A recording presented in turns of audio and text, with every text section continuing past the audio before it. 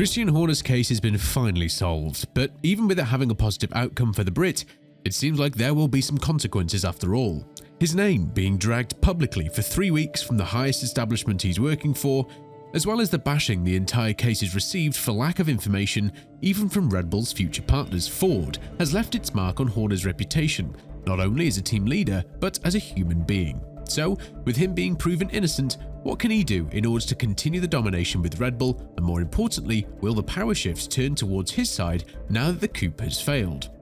It's safe to say that the entire world was anticipating the Horner's case outcome for quite some time, and the majority of the media believed that a man who has led Red Bull for 20 years, winning 13 combined championships along the way, couldn't do the things he was accused of. It turns out they were in the right, and according to Red Bull's latest statement, there's nothing in the 100 pages of report that the external and internal lawyers have submitted to Red Bull that proves that the female employee in question was indeed treated the way she claimed she was.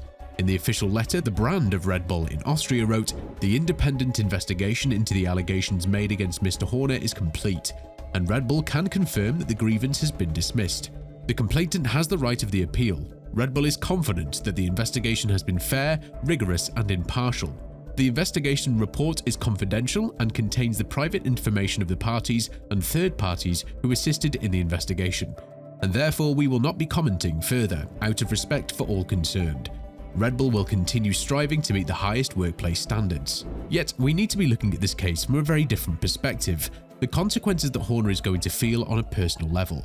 Apart from his name being dragged and defamed publicly for 3 weeks without any solid foundation, it's safe to assume that the Brit could launch a counterattack on all the media that started the rumour mill, Dutch media De Telegraaf involved.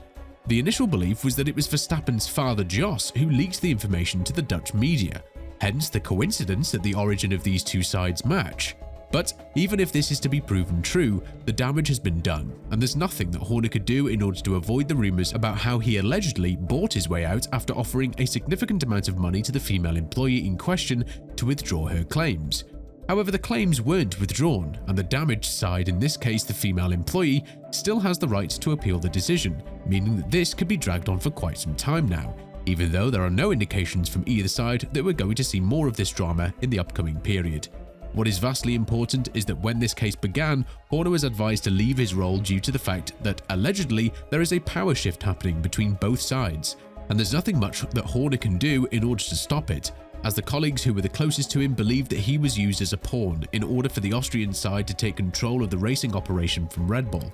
This could be proven by the fact that the proposed replacements of Horner, had he been dismissed, were Oliver Mintzlaff, who's currently overlooking the entire racing operation of Red Bull, and Jonathan Wheatley, both seemingly close to the late Dietrich Mateschitz and the current owner of 49% of Red Bull, his son Mark. But there was nothing that Mark could do without the signature of the other 51% of the ownership, which belongs to the Thai-based side backed by Uvidia, who has publicly announced that he feels a very close relationship with Horner and that he is backing him in this case. There's still a lot of moving pieces here, such as Verstappen and his father's relationship deteriorating quickly, and amid the belief that Horner would have gotten rid of him in a couple of weeks' time, likely before the beginning of the Bahrain Grand Prix, reports about the Verstappen family getting more and more distant from Horner started to emerge. This could be proven by the fact that Verstappen said the entire case of Horner would have zero impact on how he performs in 2024. When talking about this matter on a further note, the 3-time world champion went on to say, "The allegation case does not affect me. I'm very focused on the performance of the car and myself, and hopefully it will be resolved very soon. I'm trusting the process. That's what's happening right now. That's the thing I mentioned in it. But besides that, when you talk about performance, it's very important that everyone sticks together." But apart from Verstappen, a driver in Horner's team who is currently the leader of the Red Bull's domination, this case could have had a much bigger consequence in Horner's private life. Jerry Horner, who has been left devastated by these claims and has been left in tears with her children at home, could have easily left the 50-year-old in a blink of an eye. After all, the accusations went to the extent of Horner reportedly sending an intimate picture to this female employee, and while this is all a rumour now, you can never know what goes on in the private life of someone or how somebody will react to certain rumours regarding their loved ones. Another very important side has sided against Red Bull, seeking more transparency from the Austrian company due to the fact that they would be collaborating from 2026 onwards, and that is Ford. The CEO of the American company, Jim Farley, has issued a formal letter stating how frustrated he and his team are that they know little to nothing regarding Horner's investigation. further proving that this could have all been an insider job, which is why the less people know about this case, the better it is for the coup to be successful, which ultimately failed today. In the letter, Farley wrote, "We are likewise frustrated by the lack of full transparency surrounding this matter with us, your corporate partners, and look forward to receiving a complete account of all findings. It is imperative that our racing partners share and demonstrate a genuine commitment to those same values. My team and I are available at any time to discuss this matter.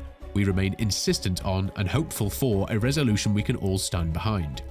It's worth mentioning that Christian Horner had his allies in this entire case, apart from the employees in the team, one of which has announced that once Horner vowed to clear his name from all of these allegations, the entire team has welcomed it with warm applause and greetings. But apart from the team's allies, Horner had massive support from Bernie Ecclestone, the former chairman of the sport who sold it to Liberty Media in 2017, who is making phone calls left and right and was eager to prove to the world that all of this is just a massive power shift in Red Bull and Horner is being used as the sacrificial lamb in this entire case. But even Ecclestone gave the advice of stepping down and fixing this issue on a lower profile level, then returning to the position of team principal and CEO of the branch of Red Bull with dignity.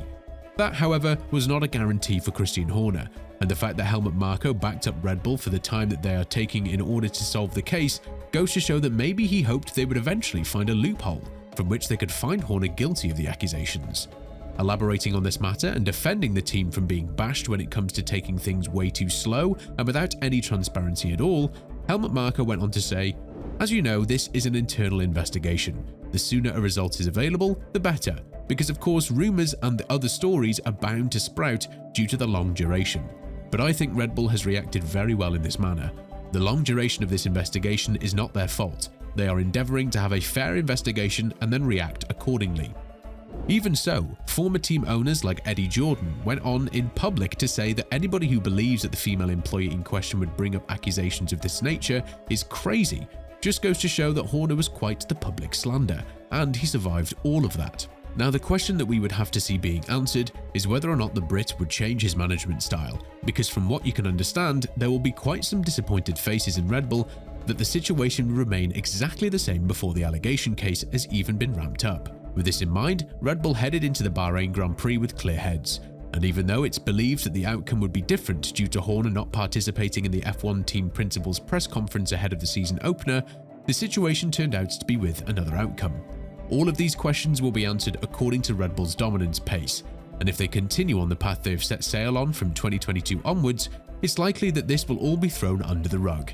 But if there is something that Horner's experience has taught him in F1, it's that you should never forgive the ones who have done you wrong, or the ones who want to see you down, and this will definitely prompt some strict actions from the 50-year-old. With this in mind, what do you think about Horner's allegations being dropped? And more importantly, do you think it left a serious mark on his integrity? Let us know in the comments below, and once you do that, make sure to click on the video that's appearing on your screen right now.